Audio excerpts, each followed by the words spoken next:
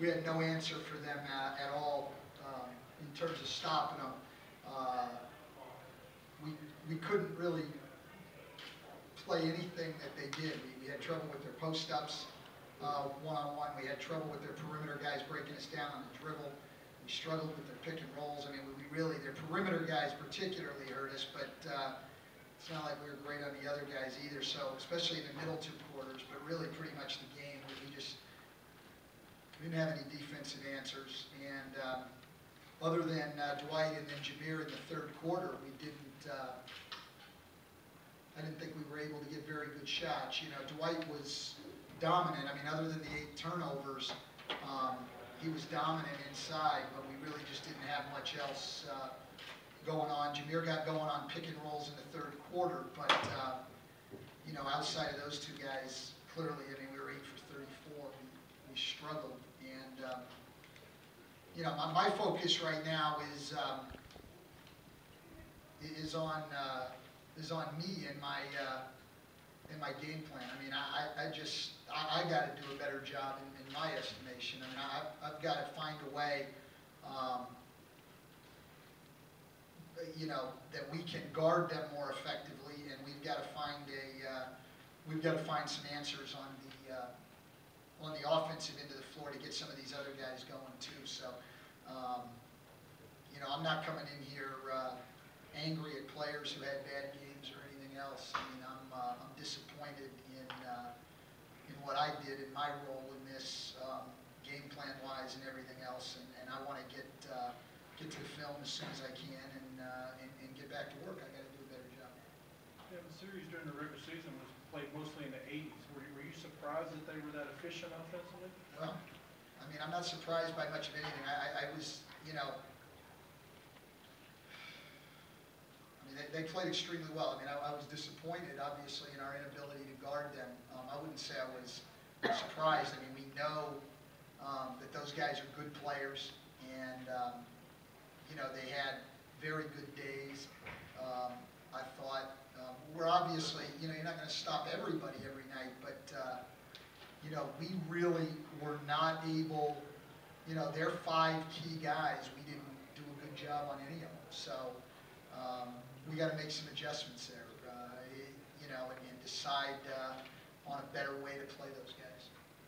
Stan, what do you see as to why everybody but Dwight and Jameer struggled offensively? Was the way Atlanta was playing that? Well, I mean, I think, look, they played Dwight pretty much one-on-one, and so, you know, he scored a lot of points, but, you know, they're not going to come off and open up shots for other people. And really the same thing on Jameer's pick and rolls. I mean, they sort of leave the guard on his own, a little bit of help from the big guy, and, you know, he can get shots, but people aren't coming off of them. And that's why I'm saying, you know, we've got to try to find a way to get those other guys into the game a little bit more. I mean, clearly, though, they've got to make the shots that they get. We can't do anything about that, but we've got to try to get them into the game a little bit more. We're not going to do it with 2 guys. But with that being said,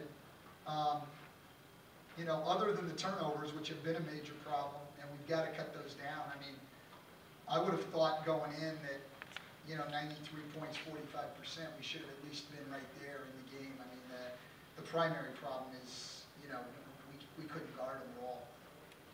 Stan, Coach Drew had said that you'd seen it before when one guy gets out to a dominant start and one guy is kind of dominating the game. The other guys sometimes can't get going. Do you think that was the case at the flow? Well, I mean, it could be, but again, I mean, that doesn't have anything to do with them scoring 103 points and shooting over 50%.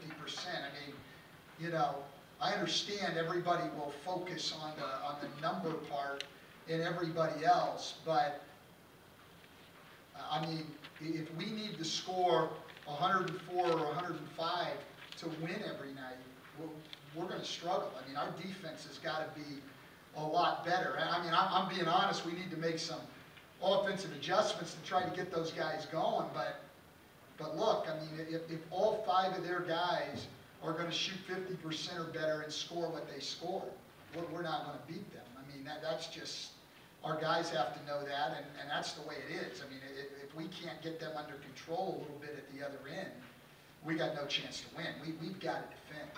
I mean, should the other guy touch the ball more? Again, Brian, I mean, you're gonna keep focusing on the offense, and I'm telling you the problem's on the defensive end, so you can focus on the offense all you want, and we certainly will too. I'm not saying that our offense was real good, you know, but we should have been right there in the game. Turnovers hurt us, but 93 points, 45, we should be okay, but not with what we're giving up at the other end. Stan, something surely went according to plan. You had one foul in the entire first half. How do you think he handled the second half and your thought process of leading him in, obviously behind? Well, there wasn't even a decision leaving him in. I mean, that was, you know, look, we're down 15 points. I mean, what are you going to do? I mean, at that point, you know, take him out for 3 minutes and try to make you run later in the game. I mean, that was an easy decision. If it's a 6-point game or something, it might be a tough decision, but where the game was, that was an easy decision. So, yeah, I thought he handled it fine. You know, I didn't think that was a problem.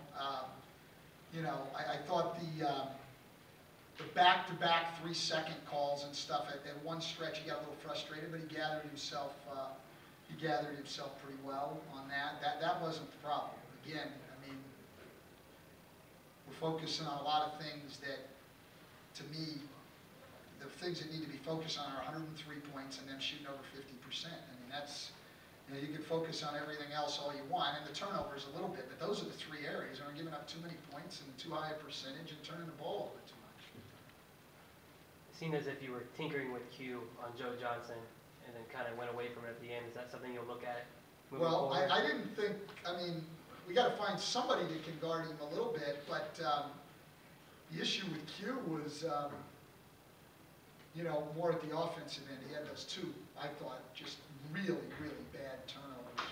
You know, and you get behind and you're sort of forced into, you know, you need some offense on the floor. We went small. We tried to put our better shooters out there. We got some shots at that point, but we didn't knock them down. But we were in a big hole. And so, you know, when you're playing from behind the entire second half, and really from halfway through the second quarter, things get a lot more difficult. Coach, you mentioned that you need to find a way to guard the Hawks more effectively and use the problems on defense chiefly. Of all publications, the New Yorker actually republished an article essentially advocating for a non-stop full-court press. Are you considering putting more, I guess, pressure on them in the backcourt in Game 2? No. Thanks. Josh, you got one more? Yeah, Stan, how did JJ play, and what did you see? Well, I mean, you know, I thought he moved okay and stuff. I mean, you know, we didn't play him a lot of minutes. Tough matchups out there for him. You know, we played him when we got behind, but, you know, it's tough. I mean, it's Joe Johnson, Marvin Williams, Josh Smith at the 2 and 3. I mean, you know, and that's one of the problems we've got to work out with this team is they're a lot bigger, and our inability to guard them one-on-one, you know, we've got to find some answers for.